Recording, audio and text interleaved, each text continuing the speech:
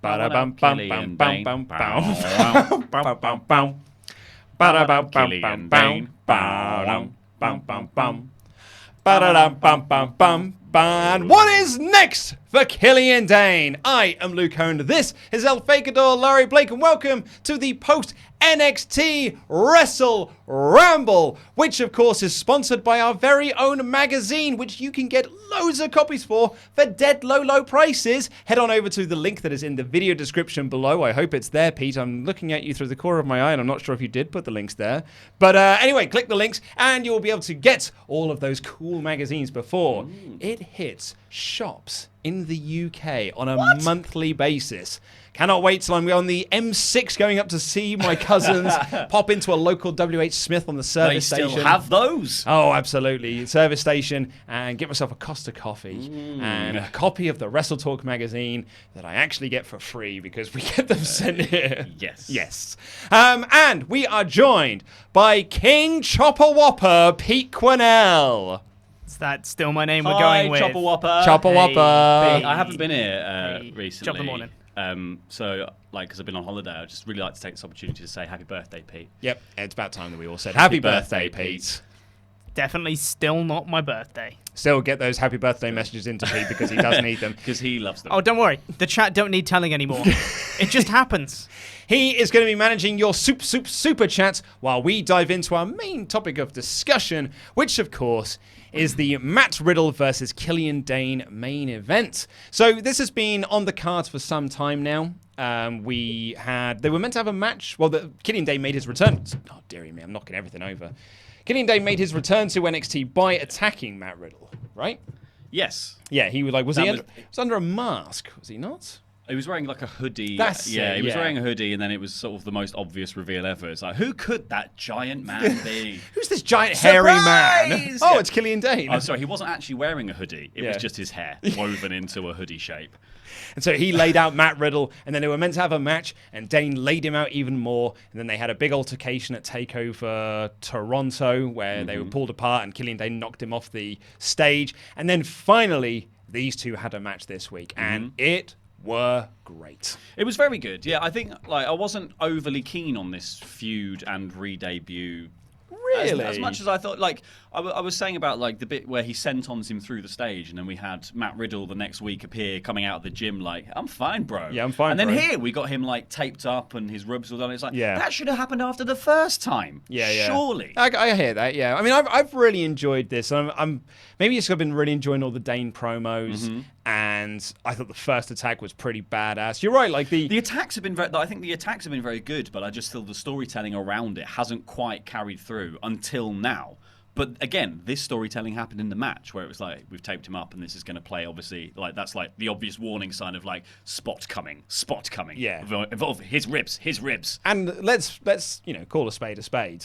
Matt Riddle's ribs were taped up, and he was actually selling them, unlike Mr. Rollins. And Mr. Rollins, because Matt Riddle had sort of tape on him. It wasn't visible tape. There wasn't the big white bandage round to be oh, owie, my ribs. Yeah. This was Mr. Bump. Yeah, exactly. Yeah. This was more my ribs aren't particularly good, so I just sort of taped them up here. And then Dain was using that to target, and then Matt Riddle was selling off the back of that. But it was not the rib injury that the big white Mr. Bump bandages make it look out to be that you shouldn't even be moving. I can't remember who did it in NXT a while ago, though. They did that with the muscle tape in one match, and they said someone was wearing specifically flesh-colored muscle tape to be they're obviously trying to tape up an injury, but pretend it's not as bad as it is. Because and Mauro and Nigel was very good at saying that just paints a target for your opponent to say target that limb. It's funny because when he came down to the ring, he attacked Dain from behind. He essentially took a play out of Dain's book, and Mauro and Nigel were there going and his ribs are taped up, and I was like, are they? Because I've been conditioned by WWE to look for the big Mr. Bump bandages. And they weren't there. And I was I think they get wrong notes or something. They forget to do it. Then I saw the tape and I was oh, it's subtle. Yeah, I really liked it. I think the framing of this match was right, but it should have just been done earlier. Yeah. And I think this is exactly what needed to happen when these two met in the ring. It was so blooming good, this match. It was blooming good, wasn't it? Because this was like, Matt Riddle ran wild early because he got the element of surprise, but then Dain was using his big strength, his big brute strength to kind of shut him down at every opportunity. Really, really cool stuff. There was a moment where he was standing on the ribs. Oh, looked really, really painful. But then Riddle reverses a suplex that Dain was trying to hit of one of his own and hit a deadlift German suplex. So he's the best wrestler this week. Yep. Oh, it was absolutely brilliant. He also hits. He does a go to sleep. Does the bro to sleep. He does the bro to sleep, the power bomb, and then flips him over and does the flash knee. And it was like, I can't believe you've just done that to this. And you don't defy physics. It was amazing. It was so good. I love the finish as well. I love the it escalates to getting the steps, and then he hits a bit of a fudge there with the backdrop, it looked like. Yeah, so essentially they were meant to do like the big backdrop spot onto the steps. So Riddle was going to powerbomb him onto it. But they played it up that Dain is so sweaty that Matt Riddle just slid off of him like a penguin. Just slid down his back. And he did go whoop and just slip and slide. Yeah. And none of that hair caught him. No, absolutely not. There was no traction whatsoever. Wet grass. Yeah. I think it's because Matt Riddle's so smooth. Like he's like a newborn baby. Yeah, he's cowabunga, dude. Off he goes. And he just slipped off of him and like hit his face into the steps. So pretty gnarly. Yeah, it still looked like a botch.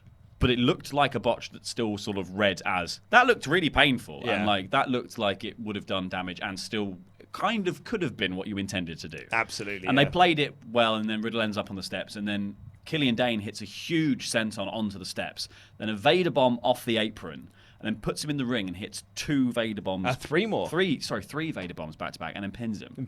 And just that was it. And pinned him. And meanwhile, Riddle's got it's coughing up blood. It was such a good, strong debut for Dain in the ring, and a good way to keep him feeling like this is a proper return. We actually care about you. And I'm not sure as well whether the blood that was coming out of Riddle's mouth was either a blood capsule to make the coughing up blood thing, or it was just he cut his lip when he did the face planted into the steps. But either way, you play it up like it was, coughing up blood. He's got internal, they played it up like he had organ damage. Yeah, totally. He's got internal bleeding and or it something. Looked really, really cool. Really and clever. Dain just completely stood tall. He stood tall and he walked away. Then Matt Riddle got up, pissed off, chased after him, and he sort of locked in a sleeper at the top of the ramp. And the show went off the air. And I was like, what a chaotic finish that makes me want to see the next stage of this feud. Yeah, and I think both guys came out looking strong. Riddle ran out to have a fight, like a house on fire, and already was taped up and damaged from their previous battle. So he looks like the sort of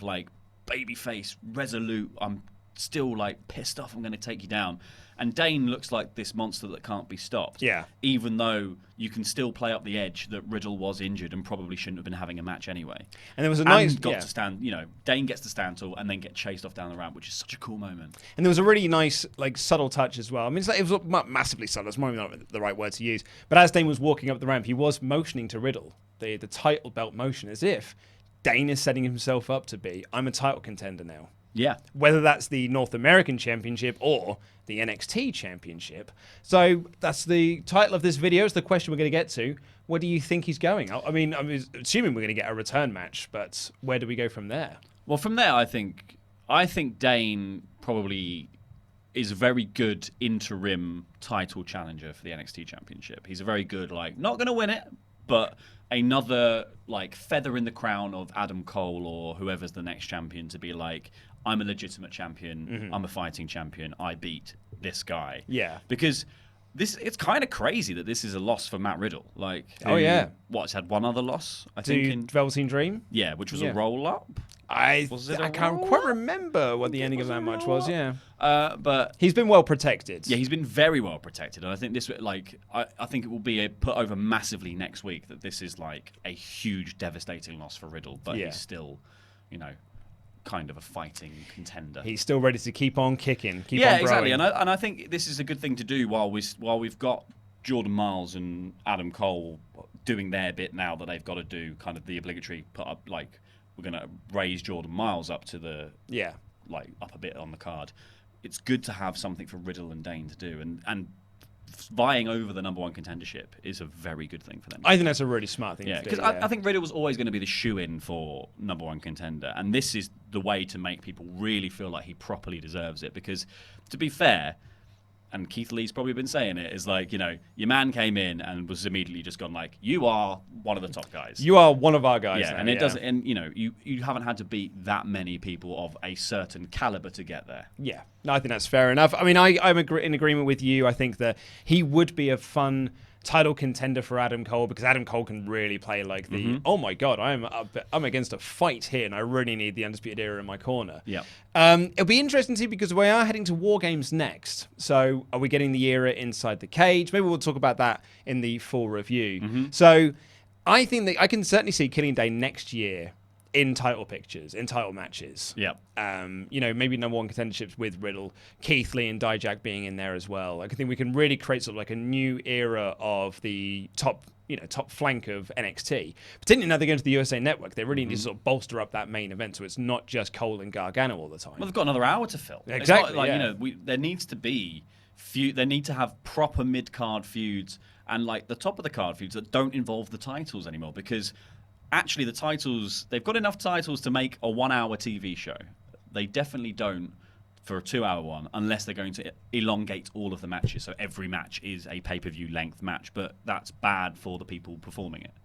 Yeah. In terms of like to perform for that amount of time on TV. It depends if they're also then doing it on the house show loops as well, exactly, like that. But I would also, I don't think they need to add more titles. It's the last thing they need a reason for people to like vying over number one contenderships, blood feuds, all that kind of stuff is a very useful way to bulk out 2 hours worth of television. 100%. King Chopper Whopper, what are people saying up in the super chats? They are saying, oh my god, Luke has the guns out, which is a common theme. Did you want to explain why? Lack of guns, I would certainly say. Well. I mean, what's the it's like an armistice in here. I was going to say, what's the skinniest gun possible? Oh, like the noisy cricket from Men in Black. Oh no, they pack quite a punch, and I certainly don't do that. We were recording the Muscle Man Dance punishment video, which will be in my news episode tomorrow. So for those people who have been looking out for the Muscle Man Dance, that is when it's going to hit. I'm even wearing tracky bottoms, which are dead tight, and I'm not sure I'm ever going to get out of them because I bought some extra small ones. Cut you out. I might have to be. Yeah, we'll call the fire brigade. So that is why I'm wearing this, and it's also I'm too hot from doing the Muscle Man Dance. I didn't want to put on a proper t-shirt again. Speaking of being hot, that is the general consensus is Luke looks really good in this vest. Oh, well, so thank you very much. You're very all kind. too kind. You're all lying. And you're all lying. I sent the picture of this to my wife. She was like, "What are you doing?" What is your job? So we'll start the super chats. A bunch of Japanese letters.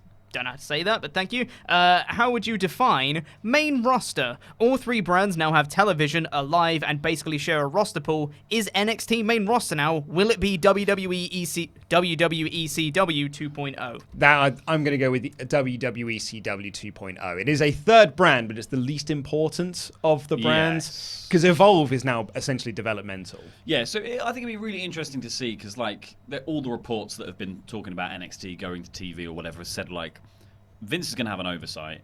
Vince is going to probably put main roster talent on there to give the viewing figures in the early days at least that big boost that's needed, and then hopefully you would guess the other guys get themselves over. Yeah. But while that's happening, are they just going to send Seth Rollins back? And then he's just going to beat everyone on that roster and immediately devalue them. I mean, I'd made the bold claim, although, I mean, this very much doesn't look like it's going to be the case. But I thought they would do NXT Reunion, where you can send down guys like Balor, Rollins. Yeah. Not Balor, obviously, because he's got some time off. You can send Rollins, Joe, Owens, all the, Nakamura and all these sort of guys to go down there and have sort of some reunion matches facing off against some of the new talent, new crop of NXT stars, as a way to try and drive viewers into going to watch it. This weekend's Ramble, actually, is you and I breaking down the AEW versus NXT war and all the very interesting things that have been written about it, because I mean, long story short, Triple H is still in charge. There is no Vince McMahon involvement in this, at least according to Meltzer anyway. There's no Vince McMahon involvement in this NXT. unless it starts doing poor in the ratings. Yeah. That's when Vince is going to get he involved. cares. He will care. Like, yeah. I mean, and USA Network will have a say as well. Yeah, exactly. And I think like what they'll want main roster stars. Like, Yeah. because they've just lost a load of them. Yeah, exactly.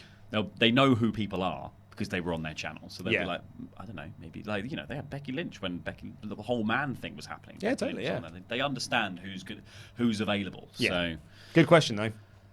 Aaron Watson says, "Good morning, Jensen, King Chopper Whopper. I can't believe this is actually a thing now. Did any of you notice that during Mansoor's match, they didn't announce where he's from like they do for everyone else? Hope you all have a great day. Hashtag lovely time with the boys."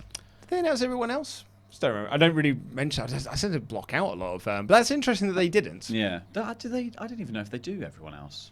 Yeah, I think they probably do most. I'm pretty sure they did for Bronson Reed. I certainly recall that one, and Mia Yim, I think. But yeah, From the streets. from Das Streets. From Dash Streets. Yeah, and I think they did for Damian Priest as well. So yeah, no, it's a very good spot though. I didn't notice. Dale Reddit said, "Hey boys, thanks for the best average content on YouTube. There it is. How about Dane teams with how about Team Dane versus Team Riddle in War Games? Who would you add to the sides?" Oh, I like that a lot actually. Dane can have sanity. Poor old Eric Young. On Team Riddle, obviously you got Keith Lee in there. Because then you can add Dijak into the Dane side of things. Yeah, that'd be really cool. And make it like a big monster match. Put Kushida in there on the Riddle side. Yeah. Who else And fits the MMA mold? Mate, do you know what I mean? Only because they're probably looking to push something. Maybe put Jordan Miles in there. Yeah, and then maybe some of the Forgotten Sons with maybe. Riker. Yeah. Oh, of course we forgot. Really should put Breezango in there. Yes, But no, I'm more with you. I think, I'm going to go with Riddle, Lee, Kushida, and Miles versus Dane, Dijak, and the Forgotten Sons. Scyther versus everyone says, "I can't find a video of Enzo's Phoenix music video. Can you guys point me in the right direction or do a live rendition? It was hilarious gold. Lol." Is it Real One? Is that what you need to search for? Yeah, it's under Real One is the name. But I mean, I don't know. Because now he's going by Nzo. I don't know why you'd want to search for it. That was a Nzo, dreadful song. With his consensual penis. Consensual penis! Idiot. What an idiot. Prize plum. We'll do this last one for now before we get into the rest of the show. Jobber JJ, Ollie Davis' #1 fan, says, "These kinds of NXT shows make 2 hours a good idea." Do they? I like it being the hour long. I've always enjoyed NXT because it's an hour long and it's dead easy to digest. Yeah, I mean, like it's going to be 2 hours with some with commercial breaks and stuff. Yeah. I just think they'll do longer promos. It will go to about an hour and a half. That's kind of what Raw and SmackDown are. They're just sliding scales of how long your promos are. Yeah. Raw's 20 minutes, SmackDown's maybe 15, NXT's 5. Like, it is funny that actually they noted this in the Observer that come October we are going to be jumping from 5 hours of main TV, like going across sort of national TV stations. 5 hours currently. It's going to be 10 by October because the rumor is now that Fox are looking to add a third hour to SmackDown. oh, So we've got piss off. 3 hours of Raw, 2 hours of AEW, 2 hours of NXT, and 3 hours of SmackDown. Ugh. A lot of hours. Well, yeah, I think this is the thing. It's like to make, I'm hoping that 2 hours of NXT doesn't mean they fill the time by adding in talk show segments or. Oh, no, get ready for that. Random bits. Exactly. Like, Yeah. Adam Cole's going to be hosting a baby contest. A baby. That's it, the baby contest. A baby contest in Yeah. which it's like a honey boo boo. Right, well, let's dive into the show itself. I don't know if this was just me, but I was having a lot of issues with the network today. Mine was fine. Mine was buffering like anything. It was like every time. And then at one point it was out of sync with like the audio and the visual. And we had a lot of reports from this at SummerSlam that they were all having massive issues trying to watch the show. We had it, but ours was absolutely fine here in the studio. Maybe it's a traffic thing. I don't know. Yeah, I don't know what it was. I but quite like the new WWE network, though. I like it, I like the way it's laid out. But yeah, it was just, I had a lot of issues with it today. And to the point where I thought my laptop was having some cock-ups. It is rubbish on PlayStation. Oh, yeah? Yeah, so I've logged into the PlayStation one before, and it is not functional. Oh, because dear. they forgot that you don't have a mouse. So it doesn't work very well on PlayStation, but it's very good on PC. Undisputed Era opened the show with Adam Cole saying that he successfully defended his title at TakeOver in the performance of a lifetime, and said that the Mount Rushmore of NXT won't have Gargano, Ciampa, Balor, and Nakamura. It'll just be Cole's face 4 times. Yes. Loved that. That was a great line. Strong said that they should all be champions. He got screwed. Kyle O'Reilly and Bobby Fish said that they got screwed, and they showed the video footage that was there last week, that they showed on the show last week, of the Street Profits pinning the wrong man at TakeOver. Yes. Which is going to set up a rematch for them next week, and they also said that they want rematches. It was, and later on as well, you had Dream cutting a promo on Roderick Strong, and it's, me and Housemate Simon were talking about this last week. I feel like there's been some real inconsistencies with NXT.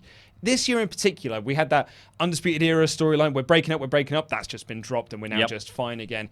And there were some times going into Takeover Toronto, which was, this is all about the Undisputed Era's rush for gold. But then the actual show itself never felt like that was a storyline. Yeah. Particularly the triple threat for the North American Championship. It was Dunn that got the visual pin that Dream broke up and was distracting the referee. So it felt like Dunn should have been the one that was winning the match. And it felt like we were setting up a Dunn versus Dream feud. And then last week, Dunn was cutting a promo saying, yeah, it's now between me and him, and I'm going to be the one that beats him, and I'm going to win the North American Championship. And then later on in this and then later on in this show, it's back to Dream versus Roddy again. They have absolutely, though, just been like, I think the problem with NXT is obviously because they have a taping schedule and they film like a month in advance. They film a month. WWE does everything in the background and then goes, oh, by the way, you're going to be on TV next week? Yeah. Like, what? Sorry, what? You're going to go live for 2 hours? Oh, so we'll drop that, do this. It's like, oh, we're taking these guys from you? We'll drop that. And that's all they've had to do all year. So everything's just felt so disjointed and not like it's working at all. And do you know what? Actually, I think they do need to potentially swerve away from the Undisputed Era complete takeover thing. Like, I have seen spoilers for the tapings now, so I won't go into details of what's happening, but I do personally think that they should avoid the Undisputed Era complete takeover NXT, because you're about to go live to a brand new audience, and going, these guys are in charge of the whole thing, doesn't give you enough space to build enough other stars up. Whereas you can build the Undisputed Era as a faction based entirely just under Adam Cole being the champion, and those guys sort of running that bit of the division, and then you can trickle them down later on. Yeah. And I suppose actually as well, so Triple H reportedly, he knew that they were going to be going on to the USA Network at this set of TV tapings. He was telling talent, there's going to be some big news, it's going to be said on Raw. LOL. And then obviously plans change. JK. So I wonder if, because he knew they were going to be going live, they can't fly Dunn out to do one set of TV tapings, which then gives you 4 weeks worth of TV. You're going to have to keep bringing him out every single week. Yes. So maybe there was like, well, let's just focus on Roddy. Roddy's here. Yes. Oh yeah, that makes perfect sense. Yeah, because we're going to be able, they're going to have to start doing this week to week. Just buy Pete Dunne a house. Yeah. Let him live. Get him away from NXT UK, which no one's watching. Yeah. Although, and I will, have a bit of my slice of humble pie. TakeOver Cardiff is sold out. Eventually. No, it's sold out now, apparently. Yeah, no, I mean, but that's what I mean. Oh, you mean it's sold out? It's sold out eventually. Eventually. Yeah. But yeah, I guess that's the thing. It's like, but this, you should now put Pete Dunne on NXT TV. 100%. Because what's going to drive people to watch more NXT UK? Going, here's some of the guys and girls who are from that show. Completely agree. Get involved, mate. Absolutely. But this segment wasn't over just yet, because Jordan Miles came out with his absolutely boring music. You can tell that CFO money are gone. I've written that later on as well for a couple of Shane Thorne's music, which is dreadful. Yeah. It's bad, isn't it? Yeah. Yeah, you can tell that CFO money are no longer working with WWE because it is generic. But they've forgotten how to do a pop. Like that's what. There's no like sting at the beginning of a song. It just goes. It's like someone was already humming it, and then you sort of overhear it as you come down the corridor. Yeah, and I know you like the song. Boring. I know you like the song. Pete really doesn't. I'm quite ambivalent to it. But that poppy, just said to see me in the crowd. Yeah. Like, atmospheric when you're listening to it. Wouldn't be like great like wrestler entrance music no, though, it'd be because there's no terrible. pop to it. We kept saying as well, this is terrible music for a wrestling show because there's nothing to pop to. I think it worked for the promo stuff, that song, but like in a sort of context of it makes some of the bits feel relevant and it's got the right lyrics, but it's not a hyping song. It's not a like, here's a second of music. It's not the Austin glass shatter noise, is it? No, absolutely not. But anyway, he's got boring music, but he was wearing a shirt and tie, and he was carrying his contract. Cole said that if Miles picks him, he's going to wipe that smile off his face and said, you should pick Shayna Baszler or the Cruiserweight Championship or NXT UK. You're not on my level. There's nothing more damaging than wasting a title shot. And then Miles just drops the contract in front of him. And that's it. And that's it. That's going to get that next week now. Adam Cole versus Jordan Miles. See, I wasn't into this when Jordan Miles came out, no mic, looking like an intern. And then... Intern Miles. Yeah, or like he was there to fix the internet. Yeah. Whatever he was there to do. But then I liked the bit where he just goes to hand over the contract and then just drops it and then smiles and walks away. That was really cool. I will say that me and Simon talked about this last week, and I'm slightly disappointed that I would have liked to have seen this be a 4-week build. You don't need to build this to be a takeover match. Absolutely not. No. But you could have done a 4-week build to this match. Yeah. Or a 3-week build to this match and made it feel like a really big deal. But like there's a lot of shenanigans you could have done with it, where the Undisputed Duck signing the contract. Like Adam Cole can delay having the title. Turn match. it into a story. Yeah, but instead they're just going to do. You got to imagine they're just going to do the straight match. Yeah. And Like, Jordan Miles will I get can't over see in defeat. Jordan Miles will get over in defeat. Adam Cole will look like a fighting champion. That's fine, and that tells the story of Adam Cole, but it's kind of boring. Yeah, exactly. Well, you could have had 4 weeks worth of build some drama into it, build some suspense there. Hey, man, Jordan Miles might win this. Yeah. Like, I think there's more to have been done from this. You could have done 4 weeks of build in which Jordan Miles has to face the rest of the Undisputed Era one-on-one each week. Yeah. And gets closer and, gets lucky victory and then a proper victory and then gets cheated and then gets the match with Adam Cole. Like, would have all made sense. Completely agree. Bronson Reed was being interviewed earlier this week, and he said that he's the face of Oz Strong Style. Shane Thorne walks up, and they're both Australians, so they're now feuding, and said that you blew your chance in the breakout tournament, and we should have a match tonight. That's not an accent. This is an accent. You and I should have a match tonight, mate. That was it. Yeah. Yeah. Good stuff, though. Then we got Mansoor versus Damian Priest. Now, I will say, Mansoor's got banging music. Yeah. I like the Mansoor theme. That's pretty good. I like his new jacket as well. Oh, mate. It's good. I am a Mansoor mark. I'm a Mansoor man. I'm a Marksaw. I think he's pretty terrific, actually. They did put over that he was the winner of the Super Showdown Battle Royal, which Pete reliably informed me recently was not a 50-man Battle Royal. It was a 51-man Battle Royal. They miscounted. What? Yeah. So you could have actually it's an even bigger Battle Royal than it already was. Who was the 51st man? Who was the 51st man, Pete? Probably Mansoor. Oh, probably Mansoor. Yeah. I mean, that makes sense. Yeah, probably Mansoor. Anyway, Damian Priest. There is some cool agility stuff in this. I did like the bit when they were doing. Was this the one with the leapfrogs, or was that a later match? Oh, that was the Bronson Reed match I'm thinking of. A lot of wrestling on this show today for the hour that they had. Mansoor hit a big dive, and I thought his slingshot... Mansoor did a backflip out of a choke slam, which I thought was one of my favourite moments in this. He's like, Priest goes to lift him up for a choke slam, and he just goes, whee, out of it. And I was like, what? And then that's when he did the big tope con Hio. My favourite, actually, was the slingshot neck breaker. I thought that looked really cool. Yes, yeah. I think he's used that as a finish previously. So, I thought it looked really nice. But disc slowed down by Priest, and he hit his move for the win. Yeah, not bothered. Yeah, maybe Damian Priest should have been on Killian Dain's team. Weird crucifix bomb thing that he did as well was odd. I was like, it was sort of a crucifix power bomb, but then he sort of also just chucks them to one side. So I was like, and then he falls down. I was like, no, I don't get any of this move. Yeah, and I still don't get the Crossroads as the finisher, the Reckoning. Yeah, and I don't really get his character. It's rubbish. Yeah, I'm not into Damian Priest. Put him back to be Punishment Martinez. Yeah, I'm not into it at the moment. Put it back, WWE. They promoted that NXT is moving to the USA Network. Still doesn't feel like a big deal at the moment, but I think that's because they barely mentioned it on SmackDown and they cancelled the Raw announcement. Well, I think this is the thing. Is like saying on NXT we're moving to TV now is only relevant to those fans that already watch NXT, which is a small subsection of WWE's overall audience. You did have to mention it, though. You do have to mention it, and I thought this was a very classy and nice way of doing it. I liked Nigel saying thank you so much to everyone who's watched from the beginning, and you're the reason that this is happening. But there's a lot of reasons why this is happening. I just thought this was a nice way to frame it.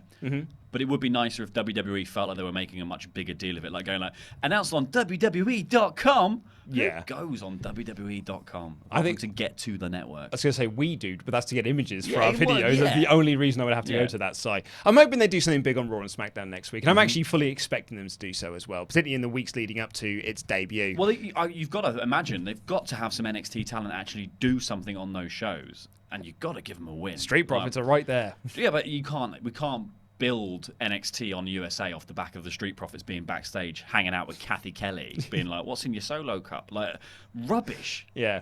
I mean, at least we'll get Kathy Kelly on TV.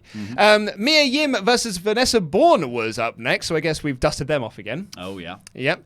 Aaliyah gets involved straight away. They tagged Yim with a sticker that says lower, which is a lame gimmick. Oh, yeah. And then Yim fires back, hits the protecting neck for the win. Basic stuff, but, I really like Mia Yim. Yeah. And I really do like the pairing of Vanessa Bourne and Aaliyah. I do think they have got something about them. I don't like the sticker thing. I think that's really naff. Yeah, I think they need wins? a bit more. Well, they need wins and they need a bit more scripting, I think, for the promo stuff. Like it needs a bit more thought to it than like, I don't really like the snooty, you're lower than us kind of thing. That needs to be wittier and clever. I don't know what that is. I'm not capable of doing that myself. But somebody needs to do that. Yeah, I mean, essentially they're the Iconics 2.0. Yes, but they're not as good as the Iconics. The Iconics are so funny, and I think that's the thing. It's like they're not.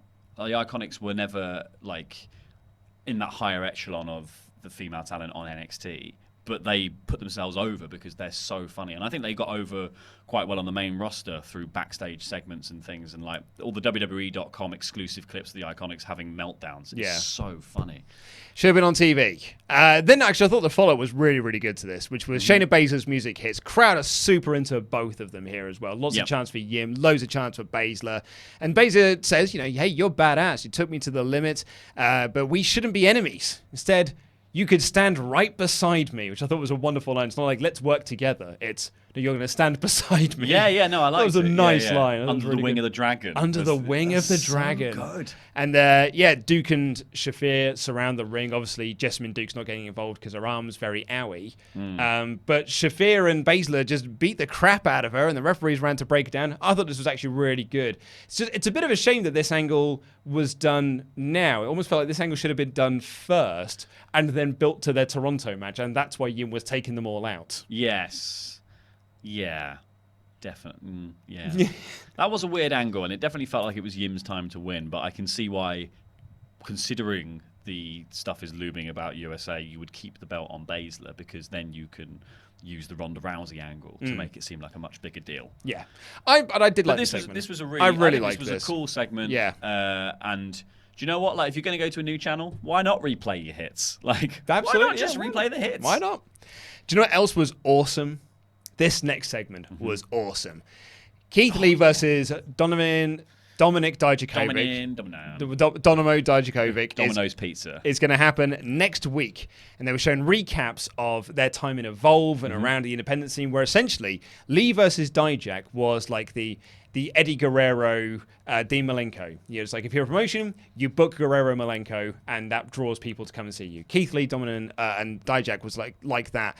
And they were sort of showing how they've just sort of been all over the world having these matches. And then Dijak says that Lee joined NXT and was propelled while I had to train. I'm like, I don't quite remember it going that way. Yes, he was signed with NXT, but his gimmick for the last few weeks has been, I've been here for a year and done nothing. I think Dijak meant that Keith Lee was signed and got to go on TV almost immediately. And he had to stay at the Performance Center until didn't quite come across like that. Yeah. But he said Dijak said that he made Lee a star, but there's a price to pay for that. Which I thought was a great, great line. They showed the finish to the match they had on NXT, which, man, what a lifetime ago that feels like. Yeah. We've been building to this match for some time now due to like various injuries and this, that, and the other.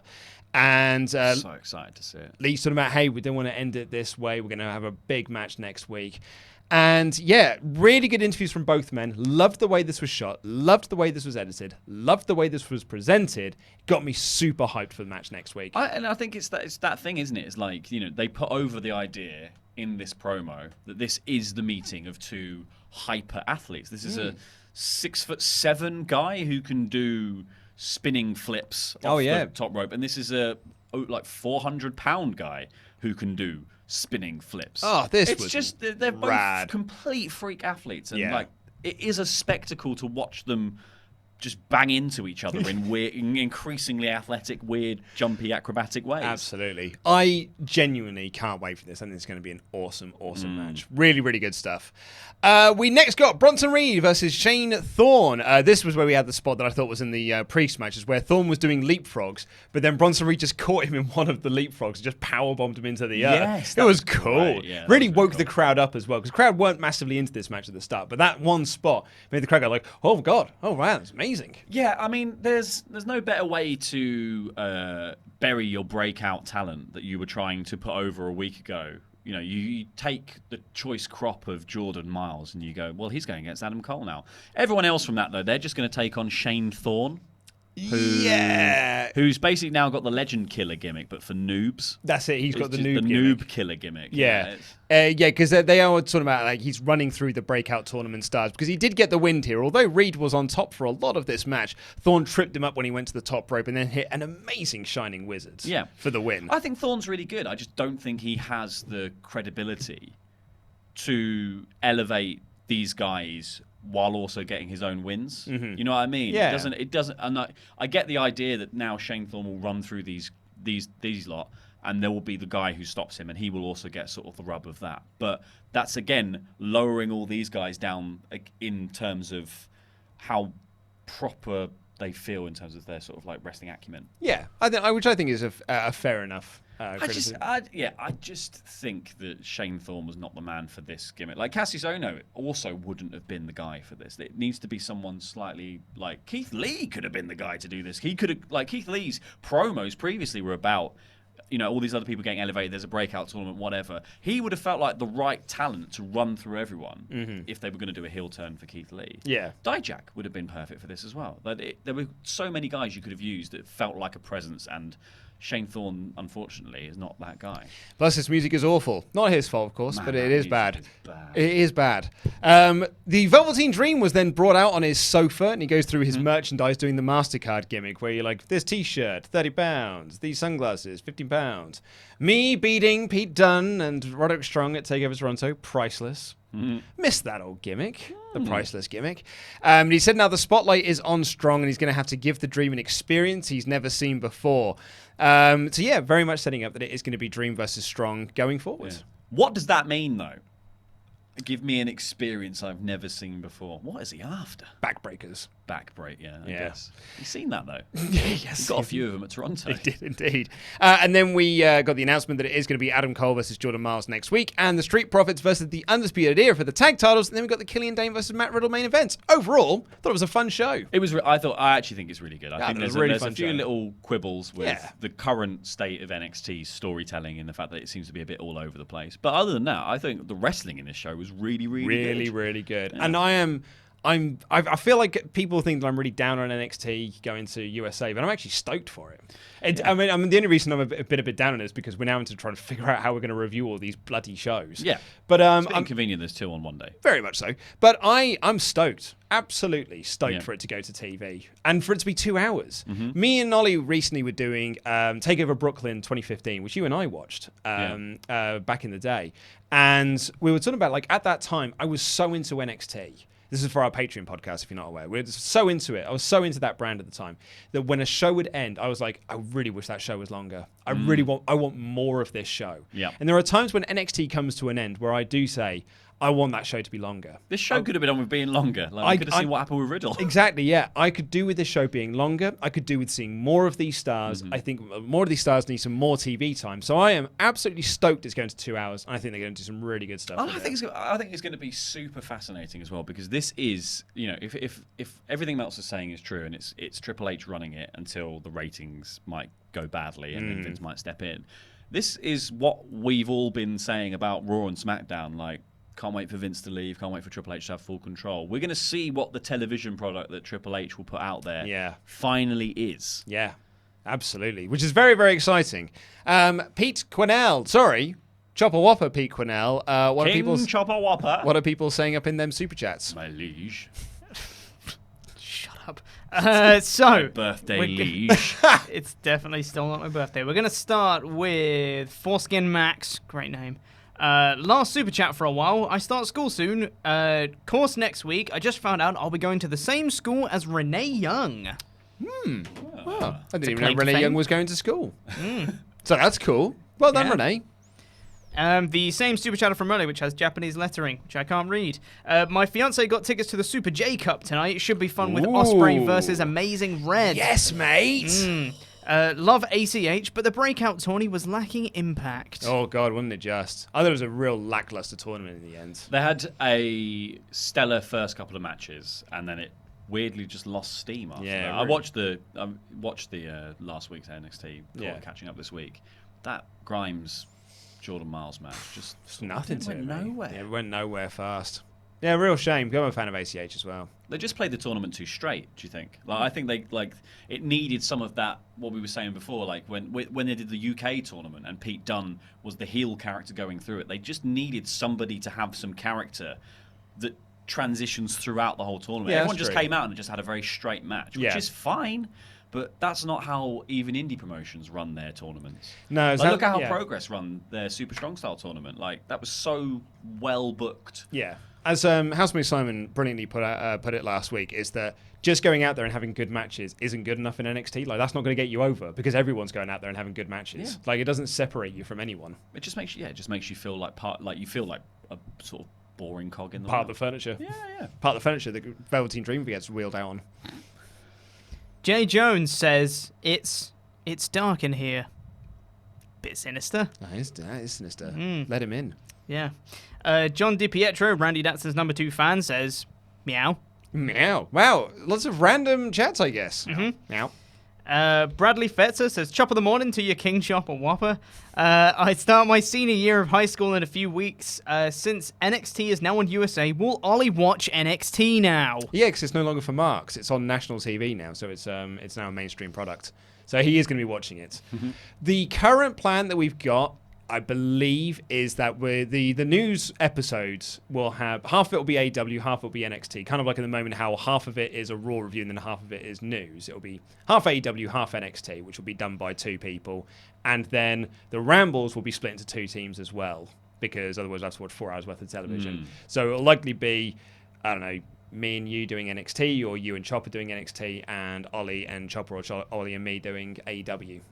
But yeah, lots of content going out on those Thursdays. Oh yeah, big day. Yeah, big days.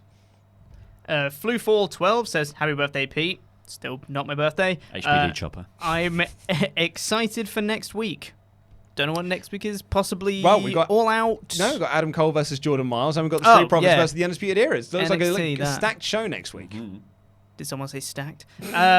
Forged by Gaming says, my friends do the birthday thing to me too, King Chopper Whopper. I'm currently every years old. Aw, mate. Happy birthday, Chopper. I feel Happy your birthday pain. to your mate and Chopper. I hate everything. Stephen Malinsky says, it's my birthday on Saturday. I turn 30. Can I get a happy birthday shout out? You certainly can. Happy birthday to you. 30 Club's awesome. Happy birthday to you and Chopper. Definitely still not my birthday. Ryan B. Bad says, someone should put Aaliyah back in her closet. Also, happy chopping birthday day, King Chopper Pete. I like Aaliyah. Yeah, no. I mean, there's now to her. Like. Oh yeah. But yeah, and I don't think she's ever had a match that I've gone, that was good. But I like Aaliyah. I think she's got a good presence about her. I think she's been there long enough. She's got, hasn't she, Jazz? She's certainly just been there. She has, yes. Do you know what? You think you can't take away from Aaliyah? She's been there. She has been in definitely has NXT. been there, She's hasn't she? been there. Maybe mainstream TV will help. Maybe. Or maybe she'll just get sent to Evolve. She'll be back in the closet for Yeah, TV. totally. Yeah. Ryan Kester says, I was really impressed with Riddle's selling. It took that match to a higher level. Also, I'm unfamiliar with Dane's pre-NXT work. Can you think of any matches of his that I should seek out to learn more? Oh, when he was Big Damo. Big Damo, All the yeah. stuff in WCPW. And his stuff in ICW was great. His as well. ICW stuff is amazing. He was so over in ICW as well. Yeah. Um, In fact, actually, you could probably just go. I'd imagine WCPW got all of their Damo matches up online somewhere. So you could just type in Big Damo, WCPW. Damo himself, when Defiant unfortunately announced they were closing down, was like, this is the place that gave me my breakout. So, yeah, I'd definitely go check out some of that. Also, just on the subject of who else was selling up a storm, Mansoor. Oh, mate, my boy Mansoor. Great selling from Mansoor. Mansoor rules. On that subject, I believe Damo was the first WCPW champion. So I think there's some stuff involving titles and stuff if you're into that kind of thing. Forged by Gaming says the thinnest gun is a straw for spitballs. There you go then. So, sun's out, straw's out. Yep, that well-known phrase. Luke versus Laurie. Arm wrestle. This says 3, 2, 1, go, but we're not doing that. I'd rather Think about not. the talk. I'm so scared of arm wrestles. Yeah? Like after having watched various documentaries about people breaking their arms in arm wrestling, to like short YouTube documentaries, not full length, 2 hour long. There's not really a 2 hour long investigation about arm wrestles, but I know. Sylvester Stallone tried it with Over the Top, though. Like just terrifying. Yeah. Who we got next? It makes me think of sorry, Joe. I was trying to think of a film which has got an arm wrestling thing in it. It reminds me of The Fly. You know the bit of The Fly where he does the arm wrestling and he just breaks that dude's wrist and it all like the tendons fall out and everything. Yeah. That's an amazing film. Do you know, or just people like Commando when they just do they do Dylan. It's the the Butch Man's handshake. Nice. Sorry, Chopper, I interrupted you, mate. You did. Finn's But it reminded me of that. I'm joking. says Riddle Dain for War Games. Hi, Laurie. Happy birthday, Chopper. Still not my birthday. Yeah, I mean, I could certainly see that. Doing a rematch on a takeover show. Yeah. Doing like a Falls Count Anywhere match. Yeah, you really want to build up to it. I think they probably have another match in the interim that goes awry. Yeah. Or maybe Riddle gets a win back. And then you do the big... And then you do a big blow-off match Yeah. that, is the decider. Scyther versus Everyone says, I was talking about your guys' Enzo impression you guys did in a video. One of you guys did it. It was hilarious. I don't know which one of us did that in a news. That would not I did one recently. Yeah? Yeah. I was going to say, because when that song came out, I wasn't around. I was on holiday somewhere when the song was released, because you and Ollie did the Ramble episode for it, where you reviewed it. He just sounds like his voice hurts the whole time. Like, I can set your penis! I just thought it was such a funny start to your rap career where you're like, the only people who are going to know who you are wrestling fans. And the first thing you do is say that, well, wrestling fans smell and are rubbish. What an absolute moron. What a heel turn. Ricky Partridge says, I'm disappointed that no one yesterday referred to fake Rowan as Fowen. Forward. That's good. Oh, that is good. It is very good. I like that a lot. Yeah. You're smarter than all of us. John T. Pietro, Randy Dance's number 2 fan, says, say Undisputed Era win next week. Do you think the first episode of NXT Live, I'm guessing on USA, will feature Roddy beating Dream for the North American title to make Undisputed Era draped in gold? Certainly could do, yeah. Do a big title change on your first show. To, get people interested. I don't think that's something they should do. I think that's something they might do. But I don't. I think you want to build that story up. Like, I feel like you almost have to, if you go to USA, you almost have to start again in terms of storytelling and like realize that yes, there is crossover, but not everyone's going to know about it. So Absolutely not. you need to start telling the stories of like the characters again. They should attempt to round everything off before then. Well, let's say, for example, there's 1.5 million subscribers on the network. I think it's like 1.5, 1.6, maybe it's even less than that. USA Network's available in 89 million homes. Not everyone watches NXT either on the network. So if you say like a third or 2/3 of it watch, that's a way lower than the amount of homes that USA is available in and the amount of audience you could possibly get. Yeah. So you need to it needs to be a sort of a hard reset. Yeah. You can't think of it as the Marks brand anymore. Like the people who are super wrestling fans come to this and they know all about it, and that's why we'll just do shows for these people. Yeah. You need to go, this is now starting at a mainstream audience and needs to be explained for a mainstream audience. Hopefully that doesn't take away from the product and they think about it in the same way they do Raw and SmackDown, but hopefully they do start the stories again. Yeah. Because otherwise I think they might have a severe drop-off of viewers. People going like, What is this? Who? What we got, Pete? Tana Starika, which is a super chat I missed earlier, sorry, said, NXT is all fun and games till Vince renames Pete Dunne the Bruiserweight Experience, Matt Riddle Bro Van Dam, and treat Undisputed Era like Nexus. Yay! Let's not go too... Yeah, I don't think Vince is going to be involved, and so the ratings are terrible. Then he will. Yeah. Then things might change. But then it'll just be the Undertaker turns up. Yeah. Tanis Tariqa again says, watch Seth Rollins become NXT champ as well as Universal champ, cause Seth is cool. And that Seth is cool is formatted like the SpongeBob meme, the text. Man, this guy really is. He's all over Seth, and he's all over down on Vince and NXT. Yeah. I mean, I will say as well, we said this on, I think I said this on SmackDown or the Raw episode or something. Raw's been great as of late. It has. Like, and apart from last night's SmackDown's been pretty good as well. So I'm actually not even down on Vince being in charge of NXT. Wow. The same super chat continues saying, also, will Walter be main roster or Imperium? Them versus Undisputed Era equals epic. By all accounts, the reason why Walter is in NXT UK is because he doesn't want to live in America. So that is very unlikely. And he just doesn't want to live in America or sort of work long times in America because he still wants to be working in Germany. Yeah. Yeah, so I don't think we're going to be seeing Imperium. You know, never say never, though. Anthony James says, do more Cole best NXT champion promos leading into USA debut. Have Rollins make a shock appearance on the first show and have that as the main event. What, Rollins versus Cole? Rollins versus Cole. Yeah, I'm into it, mate. I'm into it. Or have Kevin Owens. Kevin Owens Cole would be an awesome match. Tanis Tariqa again says, you missed my first super chat, sad face, which I've now read out. Sorry about that. Foreskin Max says, the same school Renee went to still in high school. Yeah, I think we got that. But yeah.